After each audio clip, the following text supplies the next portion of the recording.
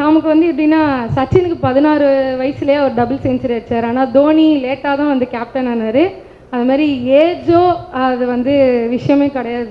எந்த ஏஜாக இருந்தாலும் அதுக்கான டைம் கரெக்டாக நமக்கு வரும்போது நம்ம பண்ணலாம், ப்ராஃபிட் பண்ணலாம். அதுதான் நான் சொல்ல விரும்புகிறேன்.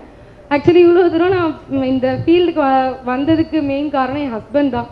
அவர் ஃபோர்ஸ் பண்ணி வந்து என்னை அகாடமியில் சேர்த்து விட்டார். ஆக்சுவலி அவர் சேர வேண்டியது என்ன சேர்த்து விட்டு நான் வந்து அப்புறம் பேசி அவர் சேர்ந்தார். அந்த மாதிரி ஆயிடுச்சு. என் மேலே ரொம்ப பிலீஃப் வச்சு கொண்டு வந்தார். என் ஹஸ்பண்ட்க்கு தான் நான் ஃபஸ்ட்டு தேங்க்ஸ் சொல்லிக்கிறேன். அவருடைய எஃபர்ட் தான் B2 கண்டுபிடிச்சது மெயினாக. நான் டைரெக்டாக அப்படியே குதிச்சு வந்து B2 கண்டுபிடிக்கலாம். அவர் டெய்லி வந்து பல வீடியோஸ் பார்த்து பல பேர்கிட்ட பேசி என் அருண் சரியே பல கேள்வி கேட்டார். கேட்டு தான் வந்து அவர் வந்து ஆனால் ஜாயின் பண்ணது நான் சொல்கிறேன் வர்த்து ப்ரோ, சூப்பர். அவ்வளோதான்.